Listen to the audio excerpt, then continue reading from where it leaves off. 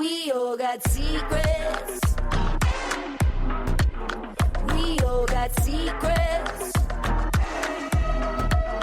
We all got crazy glass and days so oven kept in hiding, served bleaching Molotov. Oven kept. We all got secrets. Hello, my sweet pine cones.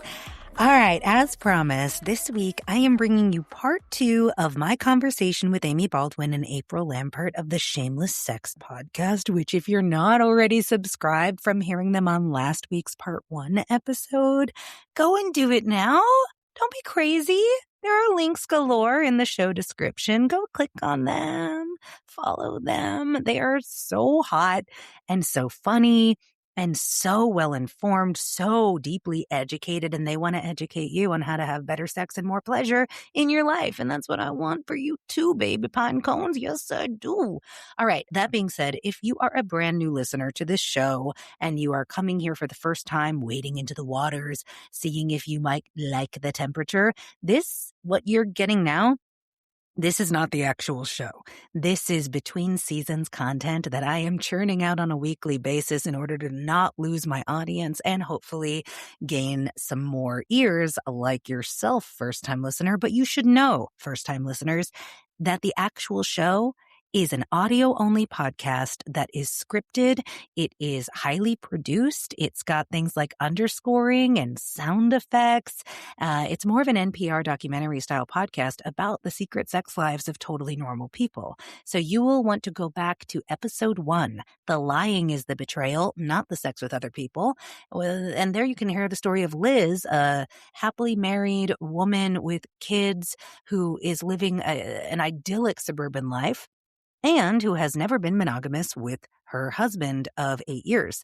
Episode 2, you can hear the story of Jason, a registered Republican Christian churchgoer who is polyamorous with his wife, Tamara. You can hear the story of Connor and Willow, a military couple who are getting up to all sorts of sexual shenanigans in spite of the fact that the Uniform Code of Military Justice makes non-monogamy illegal and punishable by prison time and forfeiture of pay and dishonorable discharge from the armed services. You can listen to the story of Darla, a secret sex worker who is a creative freelancer, but when times are tough and finances are tight, she does sex work because she actually really enjoys it and is really good at it. And it's the easiest way to make fast money. And her husband, Leo, knows about it, but they just don't talk about it. Those are just the first 4 episodes. There are 11 episodes in the first season, and they're all, if I do say so myself, extraordinarily compelling. I am very proud of them. The stories are so cool, and they're not like isolated stories in a vacuum. They're common stories. And that's why I chose them for this podcast, because they are so ubiquitous. All of the stories in season 1, I hear constantly from total strangers who meet me and they're like, this chick won't judge me. And they tell me all of their secrets. These are secrets I hear over and over and over and over again. And while I work on bringing you more of these stories in season 2, I am here on video. You can see the video on YouTube and Spotify, giving you these really compelling interviews with fascinating people in the sex positivity space, in the LGBTQ plus rights space, and the non-monogamy normalization space. And I'm really enjoying doing it. So I hope you're enjoying it too. But just know that this is not the show. This is the between seasons bonus content. All right. That all being said, let's get into the very sexy, sassy part 2 of my conversation with Amy and April from the Shameless Sex podcast. Here we go. All right, let's go into some stories. So your podcast is very much story based, and this is why you aren't releasing every single week, right? It takes a lot more work time and energy and creativity. It's not that we are not creative, but okay, let's talk Different about some kind of creativity. Different kind, exactly. Yeah, we're a little more interview style with a lot of play. So let's do some erotic story time. Okay, let's first start. Let's see. I'm gonna ask who wants to go first. Okay. No, you. Okay, I think Samia is going to go first. Tell us your story where, wow, that was a little weird. or didn't go so well? Oh, a story about things not going so well involving sex toys. Yeah. Like you were like, that was odd or interesting or weird or like wasn't what you thought. Maybe it was still good, but you're like, I didn't know that was going to happen. I'm trying. I don't know that if I have a weird one. Yeah, I have, actually, the stories that I have involving sex toys have almost all been good. There was one that made me have to confront my own insecurities and am I as confident and comfortable as I think I am? Yeah. And that was the doctor that I hooked up with who showed up to the hotel. He was traveling and I met him at his hotel with 2 enemas that we were going to give each other. So and you'd already consented to this. I had consented to ass play. Yeah. And he had mentioned to me that he had this thing, I'll bring the enemas. And I was like, wow, I've never done an enema. And I'd done ass play before, but I had always just been like, well, just we'll wing it. I had one relationship where we did a lot of ass play and I was like, I was kind of of the Dan Savage school of thought of if you're going to do ass play, be comfortable and with the risk of there being a little bit of shit. Yeah. Shit happens. Yeah. And I was comfortable with that and it was fine. It was never bad. And it wasn't even every time, but this guy was he was a doctor and he was turned on by the enema thing too, maybe. Probably. Well, yeah. So for him, it was an intimacy thing, a way to trust each other with this ritual at the beginning of the play session. And I had mutual enema-ing. Yes. Same time enemas. He's doing an enema and you were doing an enema and you're looking at each other. He did me first. Oh, he did you. You can't do it at the same time. Okay, so you swapsies. Yeah. Yeah. So he did it on me and I had never done one before, so I was very nervous about that, and it was very vulnerable. And I'm in this hotel bathroom, braced up against the sink, and sticking my butt out, and letting this man give me an enema. He's a doctor though, so maybe that makes it a little safer. You're I can relax. And he was great. He talked me through it, and he was just hold it in with your muscles. And I was I don't know what that means. I was just terrified that I was just going to explode everywhere. I was going in a hotel room. I didn't do that. It was totally fine. But he gave it to me, and then he left so that I could, expel into the toilet. And then it was my turn to give it to him. And I was also equally nervous about that. What if I do it wrong? But I didn't. He talked me through that too. And I was so nervous about it and so self-conscious during all of it, but taking deep breaths and trying to just stay in the moment. And I succeeded in staying in the moment. And by the end of that little ritual, I was wow, I really do feel a new intimacy with this person. I'd only ever had one other experience with him. And it was car sex. Yeah. to doing him giving you an enema and then having anal sex. Yeah. So we didn't have anal sex. Oh, you didn't? No. I actually didn't end up even doing anything to his ass in that session. We ended up putting a butt plug in me and he fucked me a bunch. So it was sort of a lot of hullabaloo for not as much exploration as I thought was going to happen. But it was beautiful. I just felt so held. I don't know. There's something really intimate about letting somebody give you an enema. Yeah. That's something you think of as a professional medical caretaker will do, or you do to yourself, but not something you do for a sexual partner as preparation for sex. Yeah. And I just had never experienced anything like that before. And to this day, I'm just oh my God, what a daddy. Yeah. What a champion. Dr. Daddy. Well, enema fetishes are definitely a thing too. Are they? Totally, yeah. So that being turned on by watching or giving an enema, and I'm sure these people get turned on by actually having an enema or receiving one too. But it is a thing. I feel like a little baby. Everything, exactly, being taken care of, right? Everything is a thing. You can have a fetish made out of whatever. I could have a coffee cup fetish. I'm trying to fit this coffee cup in my pussy, and I want to lick the sides of it and feel all the textures of it, and just stare at it and adore it while I masturbate. Right? It's just that's probably less common than enemas, everyone. So. I have fucked a girl with a wine bottle before. Ooh, and that was really hot. Did it have wine in it? Yeah, was it empty? No, it was empty. And okay. It was, and April's I would only be in if there's wine in it. Well, and it was the thin cork. Oh, yeah, is it cork? It was the thin top of the bottle. It wasn't that the makes thick sense. bottom. It's like a glass dildo. Yeah. I've heard of Yeah. other people doing that. Yeah. It was really hot. Yeah. I'll say who, but yeah. Yeah, Someone yeah. knowing. And actually, it would be anal safe because then it gets wider at the end. You could Yep. totally put that in ass. You probably might collect. You might collect. But it might need the inside metal of it, but- part off of it if it has like the wrap. Yeah, don't do that. No, Yeah, it yeah. was an empty, clean glass wine bottle. Yeah. Some people might be into that. So. Yeah, totally. And I also had the I'm ability, charged. like, we could try anything, and then you, whoever I'm having sex with, get to take it home. It's a free gift because I own it. But the short version is just there's a guy friend of mine that I was hooking up with. We had never had penetrative sex. We were just doing a bunch of oral stuff. He had let me know he was interested in exploring some prostate stuff. I happen to own a sex shop with a bunch of prostate toys. I've taken a lot of workshops on it, right? But I had never explored the prostate, even with my fingers or anything.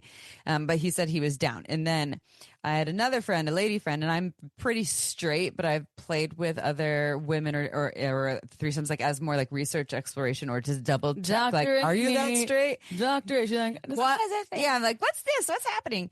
And so I invited this other friend. I was like, do you want to come and join a threesome where we explore his prostate? He's down. And she was like, fuck yeah. And so we were all hooking up, and it was again, no penetrative sex. So it was no like, cocks and pussies hitting each other. You know what I mean? And so making out, and he was a nipple guy. You know what I'm talking about? And then like all kinds of other stuff. And then when he was super turned on, I whipped out, and I still think this toy is absolutely amazing. I just didn't know how to use it then. It's the Enjoyyy, so Njoy is the I brand. have one. I have an one. Enjoy. Stainless steel. It was a present from a partner, and I love it. It's got such a satisfying It's heavy and weighted. Yeah, but you people have to warm it up before you Yes. put it inside people. Yeah, so it holds temperature really easily. You just put it under some warm water, use your hands on it. And they have all kinds of, they have just plugs. They have one. So the one I got was the fun wand. And so on one side of this wand, it's beaded. There's like 3 beads. And so I inserted that in, or maybe I used the other end. I'm not remembering, but because it has more like the G-spotter end and the anal end. And I inserted that in, and I had a bunch of lube, and I'm like using it, trying to massage his prostate from what I had heard. And he's like, okay, it's super intense, super intense, super intense. I'm like, oh, okay. And then we stopped. And what I figured out is it was fine. Like we were all good. We all went and had a cocktail after and like did aftercare. So it was actually really fun. But I was like, okay, first of all, using a sex toy on someone else's ass, especially made of metal, it's really hard to feel into what's happening because you can't really feel like their tissue, right? It's kind of like, with fingers I can feel more. And so that was like one big thing. And then second of all, I was like, I need to learn more about prostate play before I stick a metal toy in someone's ass. This is my new adventure. I am like obsessed with the idea of learning about prostate play. Yeah. And it's my goal for 2026 to get really good at stimulating a man's prostate. You know who really knows a lot about this? Charlie Glickman is your guy. He's known Charlie as like Glickman. Yeah, he doesn't have a podcast, but he wrote the book, The Ultimate Guide to Prostate Play. He's been on our show. Yeah. So Literally much wrote the book. information. Yeah. Yeah. The prostate. It's so mysterious. It's Yeah. hidden deep in a hole. Can't see it, but it's a miracle worker for ecstatic orgasms. All right, you, Chip, what about you? What about was your like, well, that was interesting. Okay, I'll make it snappy. Okay. Well, that didn't go very well, you mean? Or whatever you want. That was odd. Wait. Didn't go very well. Or like, This fuck was that. interesting. It would be, there's not the docket, but there's 2 significant stories but I'm only going to tell one of them. So I want you 2 to choose. Do you want the one that didn't go very well and it ended up me in the hospital? Or do you want one that's, it didn't go very well It has to do with sex toys. and it ended up, neither of them have to do with sex toys because I never used sex toys until Oh, no, not it's too a long sex ago. toy story. Well, with sex toys, it didn't go very well. Or like, that was weird. Or like, I want to know not how what she I ended up in the hospital, though. yeah. Well, that didn't, yeah. You can go with that one if was you want. That one's a bummer. Yeah, but that does no sex. Okay, so with sex toys, okay, let's see. I guess it would have to be with the only that didn't go well with sex toys would be, I guess, maybe a strap on that I tried to use with a partner that I had back in the day that I didn't like being penetrated with a silicone just cock that didn't He vibrate. was wearing it, right? Yeah. Okay. Yeah. And it was like but that wasn't like it's not that exciting of a story, but I guess because I was thinking about sex stories and I don't know with sex toys, like I've tried so many that are fails and so many that are successes that it's like there's nothing that I really could think about other than trial and error for things. I guess, electrostim, not into electrostim. Oh, yeah. When electrostim comes into play, if it, not on my genitals, but on my body, it freaks me out in a way that it's too shocking. Like it's like not sexy for me. It's more or less like, but I think there's also, you know what? I've got one. There it is. Pure Pleasure Shop days. not consensual. I was hit with a crop. This wasn't who even did a it. sexual context. It wasn't sexual. They hit me with a crop. She did. It was. This was like at a cocktail. It was at a party, Yeah. and there people were like laughing and joking, and yeah, it was actually someone that I only knew a little bit, and she was like, bend over, and someone else was like flogging, and it was just this fun thing, and then she whacked me really hard without my consent with a crop, like a horse crop, and Those could be mean. and it was very stingy and hurt super bad. And I was like, oh, and I screamed, and I was like, whoa, that was not cool. And I have this whole thing with spanking. I was really like violently, managed for discipline when I was younger with force and physical like force was the way that I was disciplined. And so I didn't love spanking. Now I'm better with it because I've done work around it. However, I ended up getting some like very stinging sensations on my glute muscle. And she was wearing clothes too. I was wearing clothes. And so I thought, I woke up the next day and my glute hurt so badly. And I looked at it and I was like, I got bitten by a spider. And so it was red and it had this like ring around it and it was like almost purpley and blistering. And so I went back home because I was visiting Santa Cruz at the time because I lived in Newport Beach then. And I had been visiting for this Pure Pleasure Shop party. It was like some anniversary party or something. And so I went back down and the 2 days later, it swelled up like I thought it was a black widow bite. And so I thought I was going to die. So I went to the urgent care and the guy, like I took down my pants and the guy doctor was like, you have a staph infection. And I was like, sprechen Sie fucking Deutsch? What do you mean? I haven't been exposed to any staph. He's like, well, you have staph. They had to like use a lance and let out whatever. It was awful. And he asked me, he's like, so what were you doing? Did you have any abrasive impact to your ass? And I said, yeah, I fucking did without my consent. Yeah.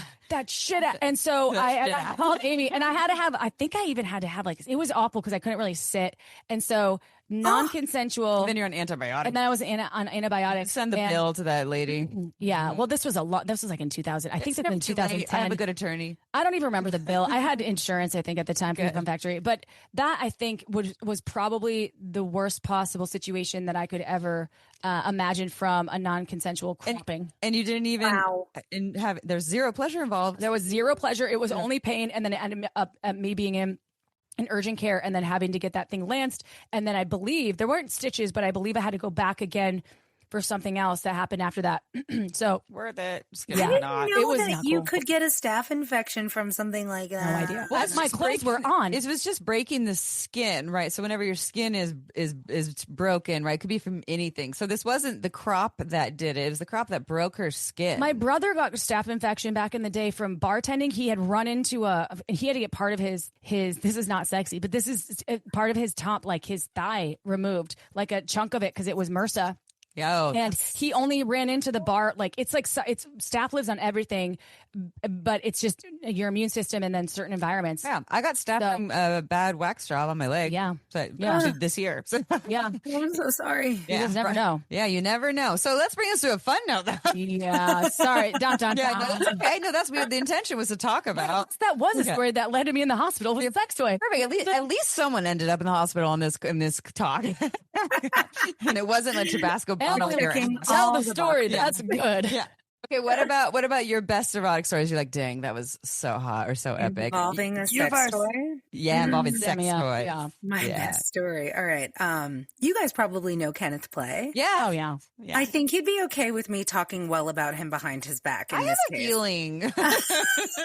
So I was in Bali for a destination birthday with fellow podcaster Lila, who has the wonderful show Horizontal with Lila. Check it out.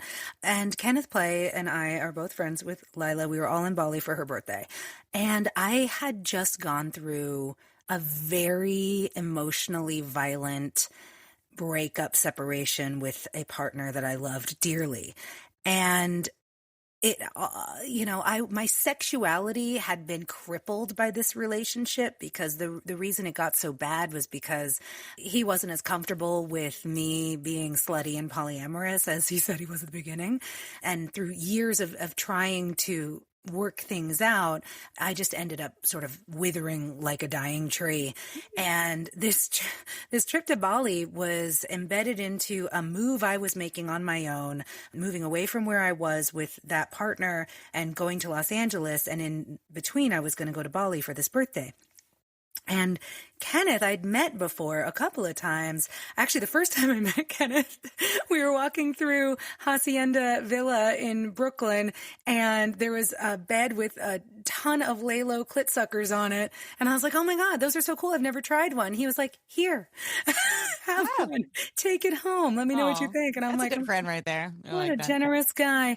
And he had given me really sage advice on that relationship in the past and just like struck me as really caring. So he had propositioned me once, like 6 months before this Bali trip. I'd seen him. It was the time when he gave me the Lalo vibe, and he sent me a message just being like, hey, if you want to help get your sexual fires back, I would love to help you. You say the word, no pressure. And I was like, but I wasn't ready then. And then in Bali, I decided I was. And I told him like, hey, yeah, let's do it. So he showed up to my room in this hostel in Bali with a bag of toys. He had a length of rope. He had several vibrators. He had plugs. He came prepared. And then he basically just spent the entire session like working my body like nobody had ever worked it before. Ooh. I felt so cared for. There were, I was tied up at one point. There were vibrators, on all sorts of different parts of my body in all sorts of different ways and intensities. He was telling me things about my body that I did not know.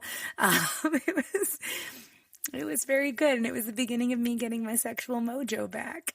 That's like playing you like an instrument. Mm-hmm. Really? Yeah. As he says in our book. Yeah. That's what Yeah. Oh my God. We quoted him on that. Yeah.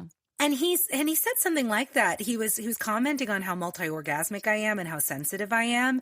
And he was like, you're like a finely tuned race car. And did you not think that about yourself before? I knew, but I was so disconnected at the time. Like when you take a non-monogamous girly and put her in a relationship that cages her, it does something really bad to your psyche. Totally. And I'll never put myself in that position again. And not trying to shit talk that partner. Like I still care for him. He wasn't trying to do that to me. It was a lot of trauma and insecurities and communication issues at play. But like at that point when Kenneth played me like a violin, I had completely lost touch with who I was as a sexual being. He was the first person that I slept with other than that partner in several years. And before that, I was like this very happy power slut. Power slut. Love that. Yeah. So it's been a journey getting back to my power slut ways. And like, I think finally back. And that experience with Kenneth was several years ago, but it's hard to come back from something like that. It's, there was a lot of heartbreak and disconnection from my body and taking me back to like all sorts of traumas from when I was little. And yeah, Kenneth was sexual healing for me. So that's my best sex toy story. Like, ladies, gentlemen, everyone in between, if you want to impress a new partner, show up with a bag of toys. Yeah. Show up like Santa. Like Santa, yeah. Over your, yes. Over your Hello, Yes. Mrs. Claus. you have the power to heal and change lives. What about you, Chip? What you got? Okay, so there's a lot of them. And I will say, I think from standpoint of time that the storytelling, I will leave nuances out of it. And I will say that the first time I ever used an actual vibrating sex toy after years and years and years, since 5 years old, using the teddy bear, and then moving through hands and never really ever having an orgasm through another person's contact until I was in my almost near my late 20s. I think I was 27 or 28 years old until I really had an orgasm. Wow. Aside, so from toys though, I learned about sex toys. Amy gave me my first vibrator. I don't even know if they make it anymore. It was like a Leia Spot from Fun Factory. They made some generations of it. And then I started at Fun Factory in 2011 working with them. And I remember being like, the Leia Spot. And it was, reminded me, it was a harder version of the teddy bears, harder vibrating version, but I'd never used a vibrator. And so I didn't know what a vibrator could do. So I laid on the Leia Spot, which is what it was designed to do. It was an ergonomically shaped, sort of sat on your external parts. and sort of massaged, like hands free, humped that thing. And it now I could never use the toy. It was battery operated. It would never be strong enough. But I remember having this amazing reckoning, like, oh my God, what have I been doing for the last 24 years at the time or something, 23 or 24 years. I'd never experienced an orgasm that was not so much work. I didn't have to do so much work, like, or like humping. It was very easy. And it was really great because I learned about my body. And then I got a magic wand after that because Amy was like, have you ever heard of the magic wand? I was like, no, but I'm like, that thing looks very big and I don't know what I'm going to do with it. And I used that and I squirted for the first time in my life. And I had all of this shame though, because I was a bedwetter until I was kind of like 8 or 9. So I had a lot of shame around bedwetting. And then I didn't bedwet in my 20s, except when I was wasted in college. And that's when I was like, I'm never bedwetting again. And then when I had the whole G-spot situation and the female ejaculation, or whatever people want to call it, ejaculation, squirting with the magic wand for the first time unexpectedly, it was immediate rush of like amazingness and then grief for having to like clean up the mattress and all the. No, I did not cry. It was grief about bedwetting and I still get tinges of that when I have squirting now, and it's right, like I appreciate any time that there's that can happen, the omrita, that beauty. And I will say I still have that shame from being like a young bedwetter and thinking that I was so bad. Like, why do you do that? And now I have the fascinator throw, so there's easy cleanup, but I still have it. Isn't it funny how that works? Where I feel bad. I don't know. I work with it, but like I would say that dang, it was epic part was there until I was like, dang, it was epic, but I hope that doesn't happen again because I don't know what that is. And then when I hear dudes talk about, especially Joe Rogan, and I brought him up several times, but he's always in my field because he's anti-squirting. He's not anti. He doesn't believe it's scientifically possible and or proven. And he talks about it often. He said it's a falsity. It doesn't exist. It's a myth. And he doesn't even say he does not say, he said it's just junk. He's just mad he's never made a woman squirt. Yeah. That's what I said. I'm like, I feel bad for your wife because poor thing. And just out not up to him to have to do it. She can do it on her own. And I will say that magic wand can help you. So if you're listening, Joe Rogan's wife, go ahead and buy yourself a magic wand. That'd be really cool if she was listening to us. Yeah. So that's mine. Okay, Amy, what about yours? This is fun. I mean, I'll just go to the last experience, just like 2 nights ago, where and it's, I mean, there's other ones, but I'm thinking just about sex toys, right?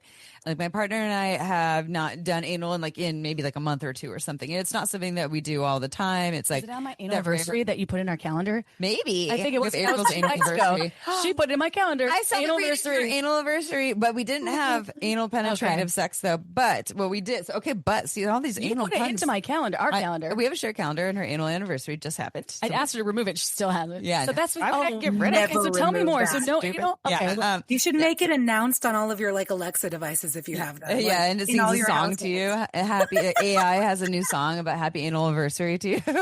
I'll do that next year, Chip. Good idea, Samia.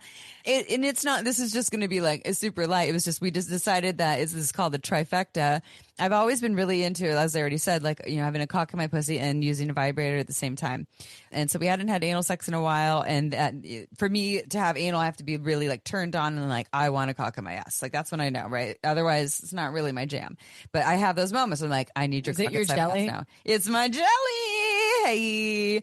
Anyway, so I was like, do you want to put a plug in my ass? Like, while we were fucking. And I already knew the answer. He's not going to see. After, he's like, why did you even ask me? Well, I was like, no, what I meant is put a plug in my ass. But he's like, yeah. I was like, I know you'd say yes. And he's like, yes. And it was one of the ones with the crystal.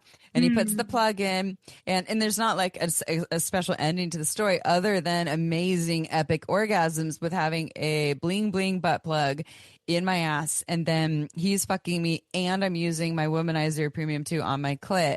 And so like, imagine those orgasms.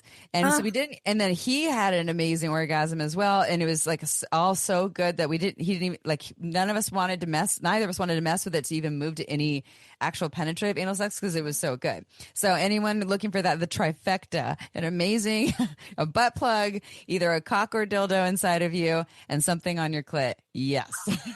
Delish. Thank you. That was a better place to bookend this than the staph infection story. Yeah. I'm glad we started the bad. That's good. It's good. You leave the shit in the middle. Okay. Well, okay. So I guess this podcast is so fun. I love storytelling and it's so fun. I can't wait for our listeners to hear your podcast. So Samia, this question is just for you. Why do you think telling and hearing real people's sex stories, erotic stories, why do you think it's helpful for others? And what are the benefits for the sharer and the listeners of those stories? That's a wonderful, wonderful set of questions. In our world, because of so many things that are outside of all of our control, sex is something that is kept in the shadows. And so everybody's got their experience of sexual desire and sexual longing and, for many people, sexual experiences. But because we don't talk about them, we feel alone with those desires, those experiences. We feel like we're the only one. Everybody grows up feeling like they're the only one. And there's magical people out there that for some reason just don't respond to all the forces trying to shame us, and they go through the world making other people feel better. I had somebody like that when I was in high school. My friend Kate, she was amazing. She would say things in our conservative, predominantly Christian community like, why would I wait to have sex until I'm married? Would I buy a car without test driving it? Would I buy a t-shirt? That's what April says. Same thing. Yeah. Totally what I say. Yep. Like, you wouldn't even buy a t-shirt without trying it on. So like, nah, because that's crazy. But for me, I was like, of course that makes sense. So I think sharing these stories is a way that we combat the loneliness of stigma and shame. We feel less alone when we hear other people's stories. And when we share our own stories and we're met with openness and compassion and, in the best case scenario, enthusiasm and excitement and compersion, it, I think, validates something that we all, I think, feel intuitively is a very important part of ourselves. Our culture wants to cut us off from what I think, traditional puritanical values calls base desires.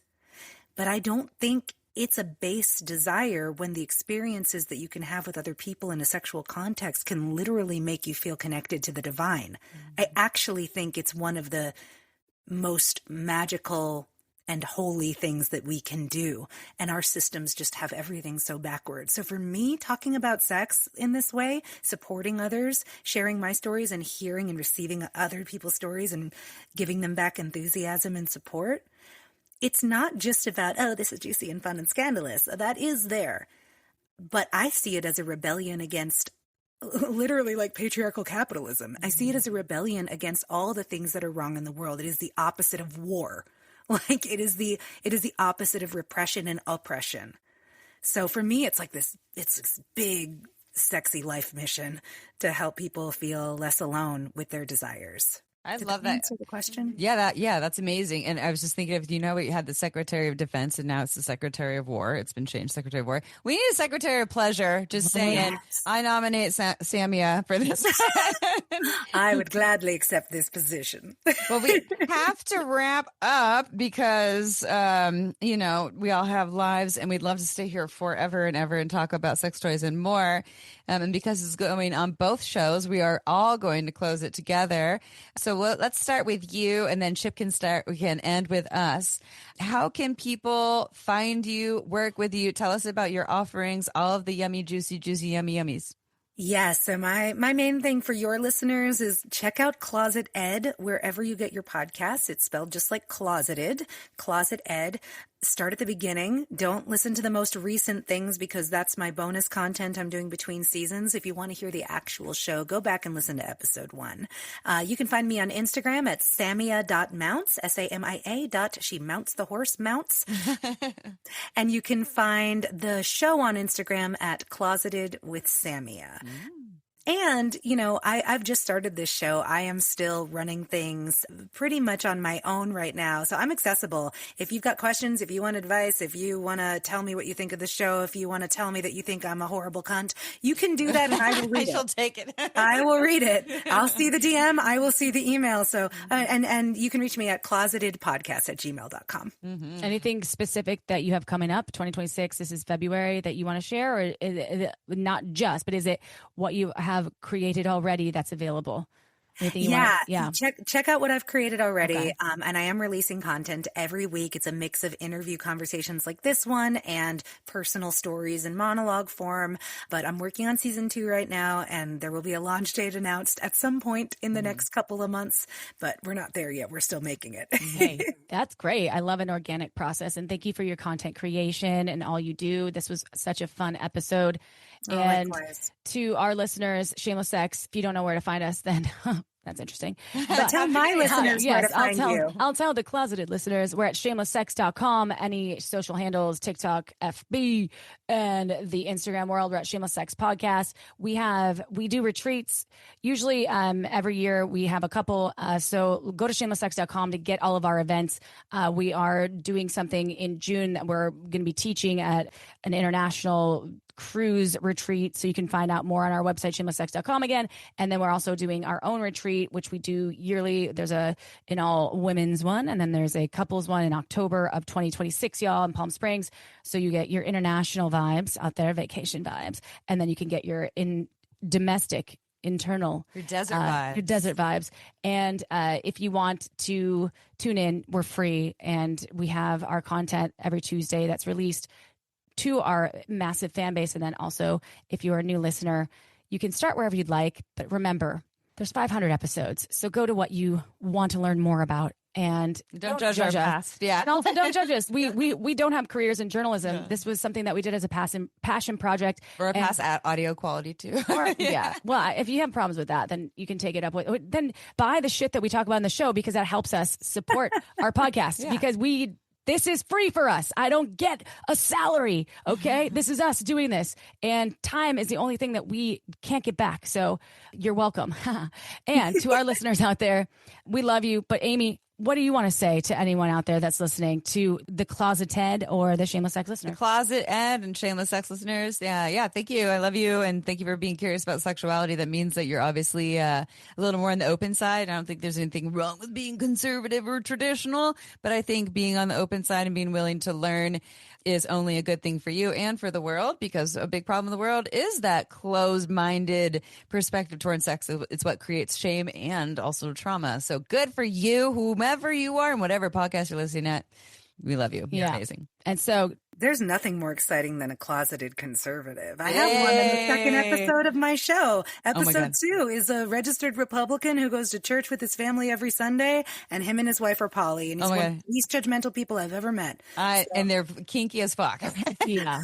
It is a fun episode. Yeah. I'm not listening to that one. I'd love to listen to that. Flies on the wall, everyone. And guess what? Thank you for putting down your judge, Judy Gavels, and being with us, because, look, we want the world to have more pleasure, the pleasure that they deserve, the shameless sex that is consensual sex that feels good to you. Let go of any of those screaming things that make you cry after you have pleasure, and let in more shameless sex, and be less closeted and more yourself. You're the beautiful human that you are. The world already has too much pain, too much suffering, too much fucking bullshit. More pleasure, more consensual pleasure. Yay. All right, review us, review ClosetEd, review Shameless Sex on your favorite listening app. This is free to you. So again, you are welcome. And you're welcome to listen to us every Tuesday and to ClosetEd every Wednesday. We'll see you next week, y'all. Ciao for now. Ciao for now. Bye.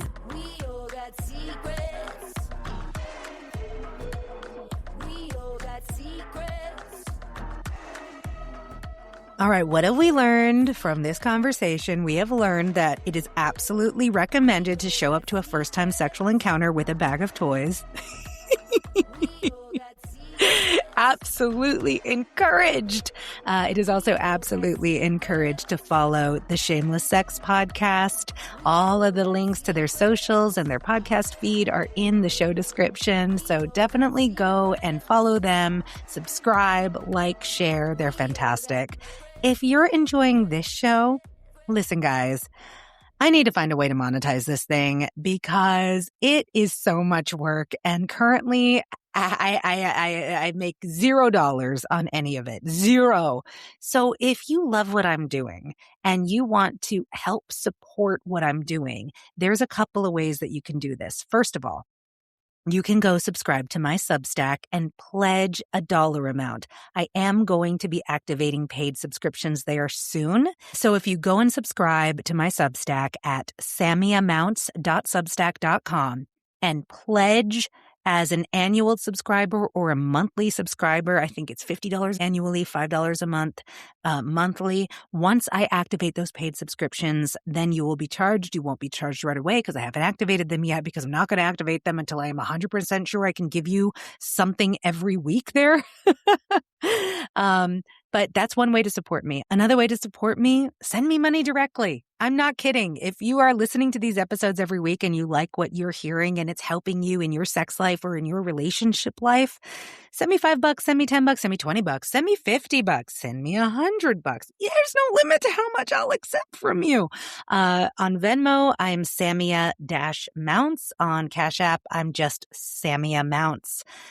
Every little bit of support helps. Financial support is really, really helpful. However, if you do not have the finances to support me in that way, I totally get it. Times are tough for a lot of us, including me. Another way to support me is share this show. Share it with 5 friends via text message or email. Share it personally with people that you think will enjoy it and get something out of it and be helped by it.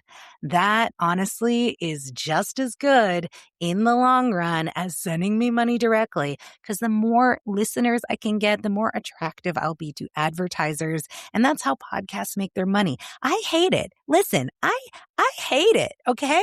I wish we lived in a world where people who are creating good content were automatically rewarded, but they're just not. And we have to sell people's products. Okay. That's just the way it is. And I want to keep making this for you. So if you want me to keep making it, support me, whether it's financially or by sharing the show. It really, really helps. Follow me on social media at samia.mounts on Instagram and TikTok, and the show at ClosetEd with Samia on Instagram. If you haven't already, leave a review on whatever platform you're listening on, especially if it's Spotify, Amazon Music, or Apple Podcasts. Leave a 5-star review. Write something nice if you're enjoying what you're hearing. That also helps a lot and is a way to support me. All right. Next week, I'm going to be back answering a listener's advice question. Very excited about this. So stay tuned. That'll be next week. And I've got lots more really exciting interviews coming for you in the coming weeks. I'm having way too much fun with these interviews. I love the people I'm talking to. All right, my loves. Thank you so much for tuning in. Stay saucy. We all got secrets.